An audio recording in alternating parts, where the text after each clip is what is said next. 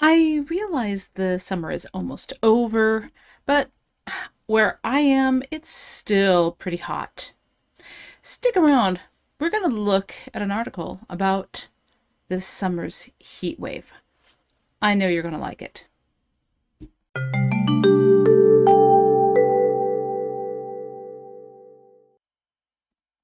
Hi, everyone, and welcome back to my channel, Learning English with Leah. I'm Leah, if you don't know already. And in this lesson, we're going to be talking about the recent heat wave of 2022 in an article called Scorching Summer. Scorching means like really hot. You can also scorch something if you burn it, like if you're ironing clothes and you leave the iron on too long.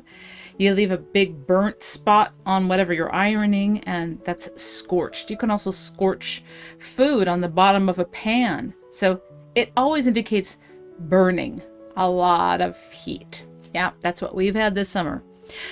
In this lesson, I'd like to remind you, which is for non-native English speakers.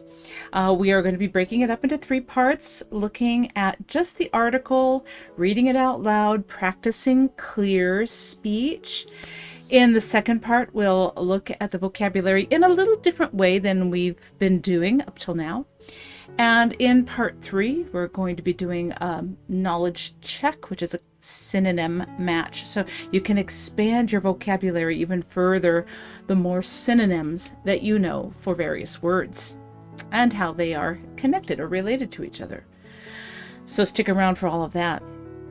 Let me remind you that if you like what you're seeing, and if you see value in these lessons, to please consider giving me a thumbs up and a subscribe and comment and share this video, and especially comment. Okay. And if you can watch this video until the end, okay, and also part 2 and 3, that also helps me get my ratings up on YouTube. So without further ado, let's get into part 1. Okay, everyone, let's get into our reading on Scorching Summer, which we have had in this last summer of 2022. This heat wave has been, pretty miserable. I don't know about you, where you live, but it's been pretty hot here. I know, at least in the northern hemisphere where it's summertime. Okay, maybe for those of you in the southern hemisphere, it won't be quite as scorching as it's been for us up here. But all right, I already talked to you about what the word scorch means in the intro to this lesson, so we're going to get right into our reading.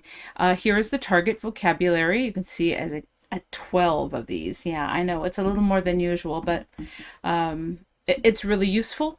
Some of it's more academic, and some of it is a little more colloquial, more common for ordinary speech, but a nice combination, I think, for you.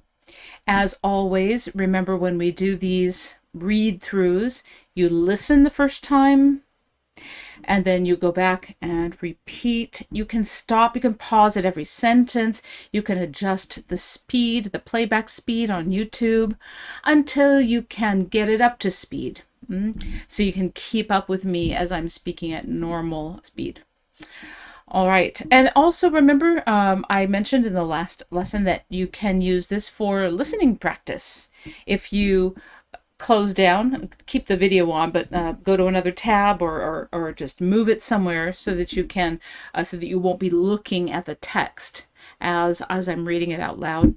You can use it for listening comprehension. Try to find the target vocabulary or the main ideas. All right, just another thing that you can do with these readings here. Okay, we're going to start. The heat wave of 2022 will go down in history as one of the hottest on record. Countries like the UK were caught off guard when 40-degree Celsius temperatures caused roads to buckle and train rails to warp. So, what exactly causes it?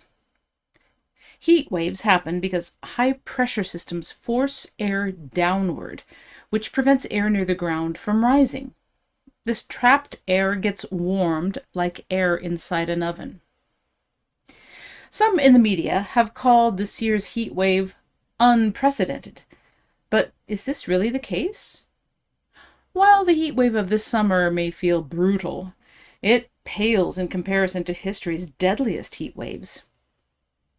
The 2003 heat wave in Europe resulted in a death toll of 30,000, while the Russian heat wave of 2010 claimed more than 56,000 lives.